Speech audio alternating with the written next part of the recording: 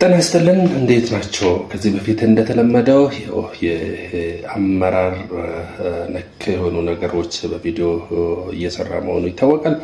ዛሬም ደግሞ የመሪ ባህሪ ወይም ደግሞ ኳሊቲስ ኦፍ ሊደር የሚለውን ሀሳብ ይዤ መጥቻለሁ። ከመሪ ባህሪ አንዱ ድፍረት ወይም ደግሞ ኮሬጅ የሚባል ነው። እስኪ ይሄ ድፍረት ወይም ደግሞ ኮሬጅ ማለት ምን ማለት ነው ባጭሩ ለማየት እንሞክራለን።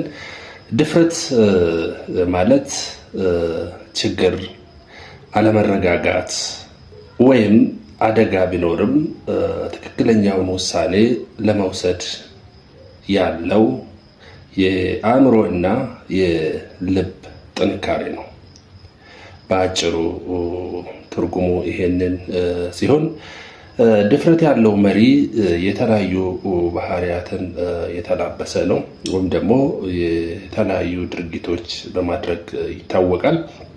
ከነሱ አንዱ አስቸጋሪ ውሳኔዎችን መውሰድ ይችላል። አስቸጋሪ የሆኑ ውሳኔዎችን ድፍረት ያለው መሪ አስቸጋሪ የሆኑ ውሳኔዎችን መውሰድ የሚችል መሪ ነው ማለት ነው። እውነትን ለመናገር አይፈራም።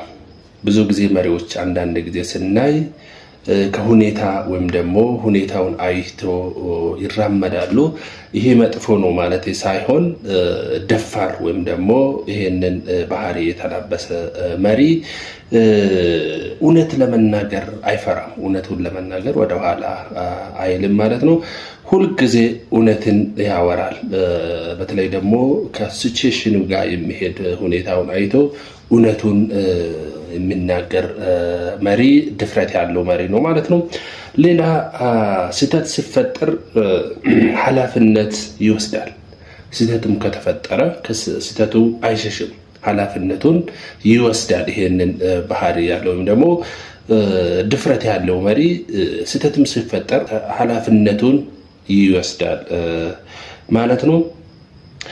ቡድኖችን በችግር ጊዜ ይመራል። ቡድኖችን በችግር ጊዜ ቡድኖቹን ከመምራት ወደኋላ አይልም። ቡድኖቹን በችግር ጊዜም ይመራል ማለት ነው። ለፍትህና ለትክክለኛ እሴቶች ይቆማል።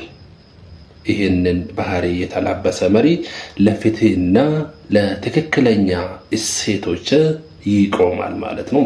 ትክክለኛ እሴቶችን ወደ ኋላ ትቶ ሌላ ነገር ውስጥ አይገባም ማለት ወይም ደግሞ